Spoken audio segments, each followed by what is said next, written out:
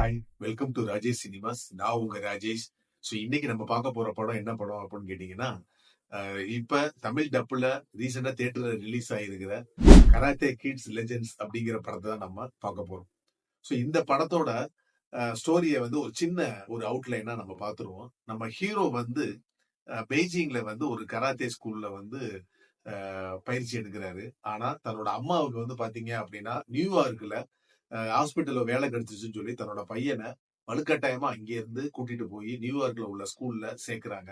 ஆனா இது நம்ம கதாநாயகனுக்கு ரொம்பவே வருத்தமா இருக்கு. இப்படி ஒரு தருணத்துல நியூயார்க்ல இவங்களுக்கு ஒரு கேர்ள் ஃபிரெண்ட் அமையறாங்க. அந்த பொண்ணு வந்து பாத்தீங்க அப்படின்னா கடையில பீஸா கடை வச்சிருக்கிறவரோட பொண்ணு. சோ அவங்க 2 பேரும் நட்பா பழகுறாங்க. நல்லா ரொமான்ஸா பழகுறாங்க. ஆனா இவனுக்கு நம்ம ஹீரோவுக்கு வந்து பாத்தீங்க அப்படின்னா இந்த சைடு நம்ம வந்து பெய்ஜிங்ல இருந்து ஒரு குங்ஃபு பயிற்சியை வந்து நம்ம விட்டுட்டு வந்துட்டோமே அப்படின்னு சொல்லி அவரோட மனசுல ஒரு சாஃப்ட் கார்னர் தோணிக்கிட்டே இருக்கு. அதோட வருத்தம் இருந்துகிட்டே இருக்கு. அப்ப வந்து இவர் என்ன அப்படின்னு கேட்டீங்கன்னா, இந்த நியூயார்க்ல ஸ்ட்ரீட் ஃபைட் மாதிரிலாம் நடக்கும்.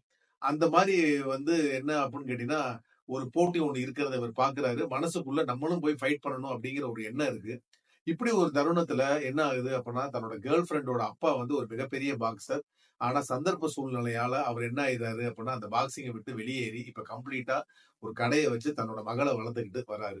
அப்பதான் அவர் ஏன்னு சொல்லி நம்ம ஹீரோ கேட்கிறப்ப, எனக்கு ஏகப்பட்ட கடன். அதனால நான் என்ன பண்ணிட்டேன் அப்படின்னு கேட்டா, அந்த ஃபீல்ட விட்டே வந்துட்டேன். இப்ப என் கடைய வச்சு என் மகள பார்த்துக்கிட்டு இருக்கேன் அப்படின்னு சொல்லி. ஆனா, நம்மளோட ஹீரோவுக்கு என்ன தோணுது அப்படின்னா, நம்ம காதலியோட அப்பாவோட கடன நம்ம எப்படியாவது அடைச்சு, நம்ம வந்து ஃபைட்ல வந்து ஜெயிச்சு இது எப்படியாவது வந்து நம்ம மீட்டு குடுக்கணும் அப்படின்னு சொல்லி களத்துல இறங்குறாரு. இதுக்கப்புறம் என்ன நடந்துச்சு அப்படிங்கிறது தான் இந்த படத்தோட மொத்த கதையுமே.